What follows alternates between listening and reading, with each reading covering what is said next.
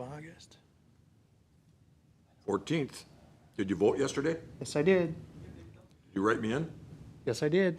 President. It's Wednesday, August 14th, 11 o'clock. We're in the city council chambers. We'll call the Personnel and Finance meeting to order, and we'll start with introductions. Alderman at Large, Kevin Stunek. Connie Hillman, City Finance Director. Brittany Bolzer, HR Assistant. Chris Schubert, HR Director. Nick Broyle, City Administrator. Kara Terry, Ward 1. And Gabe Johnson, Chair of the committee. We have 5 items on the agenda today. First of which is to accept the retirement of water plant operator Daniel Borsa. Chris. Thank you. Dan Borsa submitted his retirement notice on Tuesday, August 6th. Dan's last working day will be Monday, October 7th, with his retirement date being Monday, November 4th. At this time, staff is not recommending to backfill the position. With the water plant automation, staff would like a chance to analyze the need and bring it back before council if they feel backfilling is in our best option. At this time, recommended action is a motion to accept with regret the retirement of water plant operator Dan Borsa, effective November 4th, 2024, and to authorize his severance payout per the IBEW Local Number 31 BPU union contract. And I so move. Second. We have a motion and a second. Any discussion? All in favor, say aye. Aye. Opposed, same sign. That motion carries. Next up is to accept the resignation of line worker Dallas Morehouse. Chris. Thank you. Line worker Dallas Morehouse submitted his resignation letter on August 7th. His last working day will be September 3rd. The recommended action is motion to accept Mr. Morehouse's resignation effective September 3rd, 2024. Further, to authorize staff to backfill his position during the current line worker hiring process. So move. Second. We have a motion and a second. Any discussion? So the current process is we have 2 open positions right now. We're just going to try and hire 3 of the Actually, we applicant pool have get. 3 positions. It started with when we promoted Mr. Lackelt to a supervisor. We were going to fill his position. We received 2 resignations that we accepted a couple weeks ago, and now this resignation. So we're going to try and hire 4 in 4. one swing. Okay, all in favor, say aye. Aye. Opposed, same sign. The motion carries. You feeling well? I was swallowing my water at the time. Oh, I'm good. You know you can do that. Yeah, to take, Item number 3 is to ratify the hiring of Jake Sipper for the street maintenance 1 position. Chris. We received 24 applications for a maintenance 1 position with 4 candidates interviewed. Staff offered the position to Jake Sipper, who started with us on August 12th at step 3 of the 2024 maintenance 1 wage grid, which is $27.11 per hour. The recommended action is a motion to ratify the hiring of Mr. Sipper, as we discussed. And I so move. second. Any discussion? 24 applicants seems like a good number. Yes. That's good. All in favor, say aye. Aye. Opposed, same sign. That motion carries. Next up, approve reclassification of Jesse Dean to city engineer. Chris. On August 5th, the City Council authorized the restructuring of the Public Works Department and also authorized staff to begin advertising for the modified city engineer and Public Works Director positions. We posted the city engineer position internally, and our current city engineer Public Works Director, Jesse Dean, was the only applicant for the position. Mr. Broyles and I met with Mr. Dean to discuss the potential reclassification and also his expectations for the position. We are recommending that Jesse Dean be reclassified to the city engineer position effective January 1st, 2025, assuming that the Public Works Director is filled by that time. As far as the wage information, to give you more detail on that, Mr. Dean is currently on step 3 of the city engineer public work director wage grid, which is currently $56.65 per hour. We are recommending that he be placed on step 5 of the city engineer's wage grid as of 1/1/25, and that follows the council's initial step placement criteria. Step 5 for that wage grid is currently $52.86 per hour. In addition, Mr. Dean has requested that the benefits for the city engineer position be similar to the municipal utility division managers, which follows the department head benefit structure for vacation accrual and life insurance coverage. That would require an amendment to the employee policy manual to remove the references for the municipal utility division managers and replace it with division managers instead.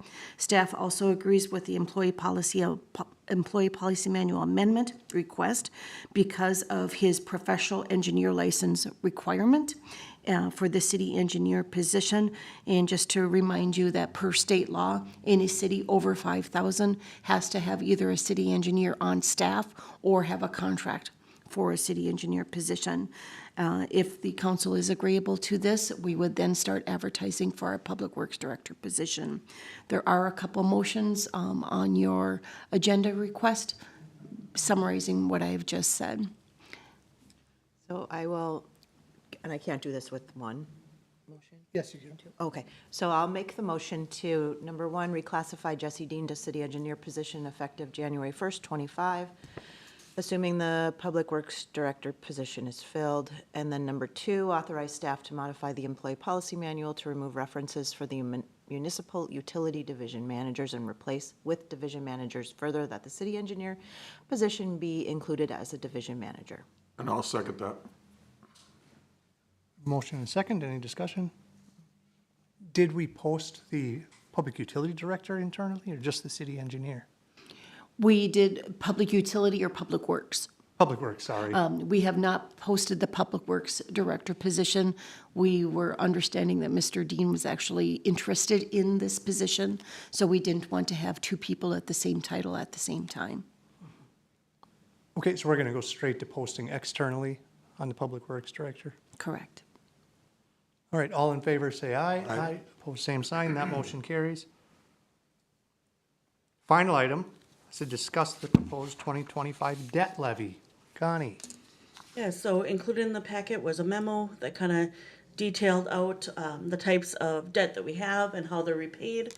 The debt levy focuses on the tax abatement bonds as well as improvement or assessment bonds and equipment certificates, as those are the ones that are paid with the levy.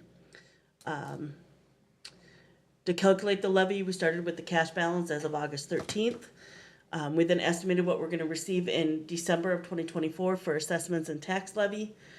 We assumed 100% would be collected of the levy, which any delinquent taxes would make up for the 3 to 4% that we typically don't get. We assumed that 98% of the total certified 2024 assessments would be collected, and there's no estimates for any payoff of assessments. The 2024 debt levy is for the August 24th and the February 2025 debt payments.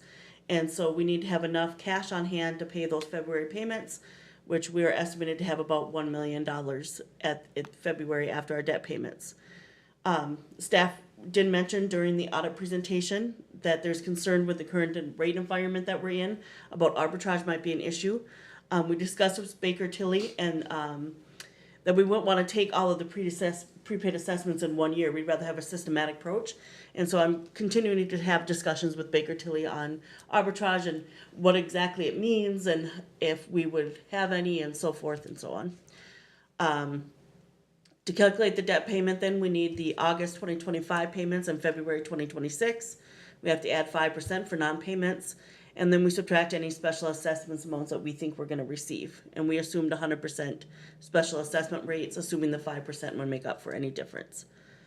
The proposed levy was then further decreased based on the projected cash rates. And we took 100% of the projected cash as of February 1st and divided it out over the number of years remaining for each issue to redo the 2025 levy. And then we also allocated 1/3 of the 2 debt issues that we didn't close out to further reduce the levy. The city will need to issue debt for the 2024 construction projects this fall. Since the debt hasn't been issued, the interest rate as well as the scheduled debt payments are all estimates. We're assuming that right now that the debt issue will be $3.5 million, with $1.9 million will be revenue bonds repaid by BPU, and $1.6 will be improvement assessment bonds. And we have about $820,000 of special assessments to be collected over the 8 years. So all that taken into account, the 2024 debt levy was 977,000. The proposed is 765,000, which is a decrease of over 212,000. Oh, the debt levy calculation, Scroll up. well, there it is. So okay, so it kind of goes through, I don't know what these things are right here. I don't know why that did that, but the difference is $212,194 as the proposed debt levy as it stands right now. I don't know what these things are. Savings is always Yeah, nice work, Connie. Huh? Nice work. Kind of what we asked for, like, can we take some of that balance we have and Yep. find some savings over the next few years, and you did that. And good savings this year, so I Right, we think that's gonna be much needed. We don't have the Paying off. VPU and the League of Minnesota City loans payments in there either. Like I said, this concerns me, just, it's huge, or it's significant. I did assume that we would close out 315 and 317, which was like $10,000, and just close that in the capital fund. One is projected to have a negative, one a positive, for a net positive of $10,433. I'll bring in a resolution to council to close out those funds. All right, any questions? Thank you, Connie. Thank you, Connie. Anything else to come before the committee? I suppose we're gonna have a meeting sometime in the future? Yes, our next meeting will be Wednesday, August 28th at 11. So be it. And we have the budget workshop on Monday, the 26th. Looking forward to it. And with that, we're adjourned. Had a schedule now. Take your time getting up north. Oh, I know, Denny's in your I'm shirt. styling today. You are, sir.